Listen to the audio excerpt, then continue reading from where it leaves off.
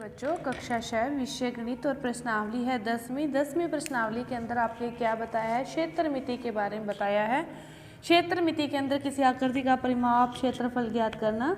तो परिमाप क्या होता है? किसी भी आकृति की बाह्य दूरी परिमाप कहलाता है। जैसे त्रिभुज है, त्रिभुज की कितनी भुजाएं होगी? 3, तो तीनों भुजाओं का योग, बाहर के जो भाग है वो क्या होता है? परिमाप। इसी तरह ये है तो इनके ये सभी बाह्य भुजाओं का योग क्या होगा? परिमाप। तो इसी तरह इसका और क्षेत्रफल होता है अंदर का ये एरिया कितना है, ये वाला जो एरिया है इन भुजाओं द्वारा घिरा ये कितना है, तो ये क्या है? क्षेत्रफल होता है।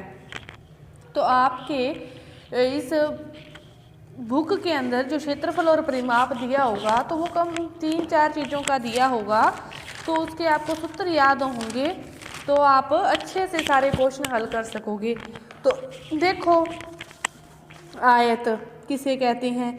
तो जिस चतुर्भुज की आमने सामने की भुजाएं बराबर है उसे क्या कहेंगे? आयत कहेंगे। आमने सामने की, जैसे ये 5 है तो ये भी कितनी हो? 5। ये 3 है तो ये भी कितनी हो? 3। आमने सामने की भुजाएं बराबर है तो वो क्या होता है? आयत।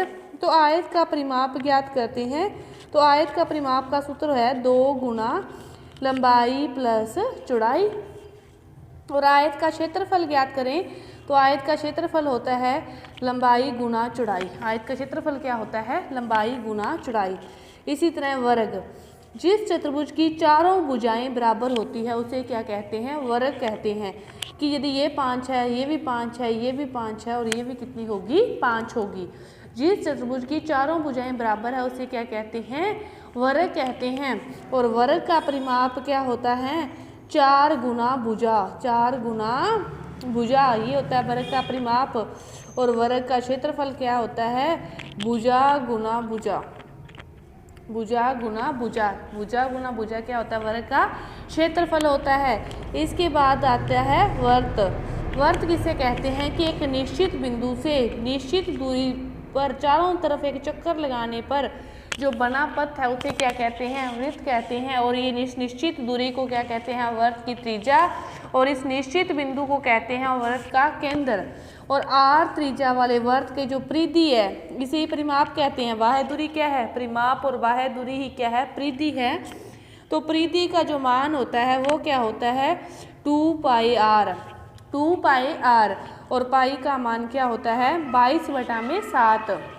और यदि त्रिज्या r दी होती है तो उसे वृत्त का क्षेत्रफल निकालना हो तो वो क्या होता है?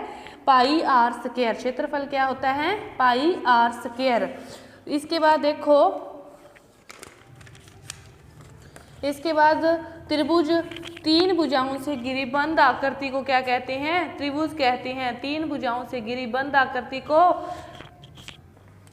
3 भुजाओं से घिरी बंद आकृति को क्या कहते हैं? त्रिभुज कहते हैं। यदि ये 5, 4, 3 या कुछ भी 3 भुजाएं या 3 भुजाओं से घिरी बंद आकृति को त्रिभुज कहते हैं।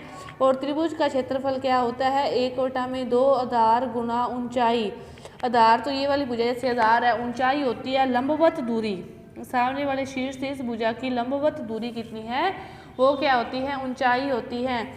त्रिभुज के प्रकार के बारे में, कि त्रिभुज के प्रकार 2 होते हैं। एक भुजाओं के आधार पर होता है, भुजाओं के आधार पर त्रिभुज का प्रकार होता है। और दूसरा होता है कोणों के आधार पर।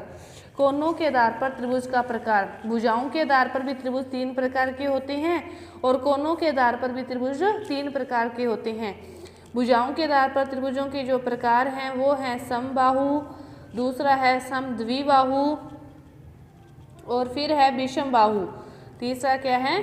विषम बाहु। ये हैं भुजाओं के प्रकार, भुजाओं के आधार पर त्रिभुज के प्रकार। समबाहु का अर्थ है कि जिस त्रिभुज की तीनों भुजाएं, त्रिभुज के अर्थ है 3 भुजाओं से घिरी बंद आकृति, जैसे ये त्रिभुज है तो यदि 5 है, ये भी 5 है तो ये भी 5 है, मतलब तीनों भुजाएं ही बराबर होती है तो उसे क्या कहते हैं? समबाहु त्रिभुज। और समबाहु त्रिभुज में प्रत्येक कोण कितने डिग्री का होता है? 60 डिग्री का होता है। समद्वि, द्वि से अर्थ है 2, कि जिस त्रिभुज की 2 भुजाएं बराबर होती है उसे कहते हैं समद्विबाहु त्रिभुज। और विषम बाहु त्रिभुज, जिस त्रिभुज की तीनों भुजाएं ही अलग अलग होती है उसे कहते हैं विषम बाहु त्रिभुज। इसके बाद कोणों के आधार पर, कोणों के आधार पर भी त्रिभुज 3 प्रकार के होते हैं। न्यून कोण, दूसरा है समकोण और फिर तीसरा है अधिक कोण त्रिभुज।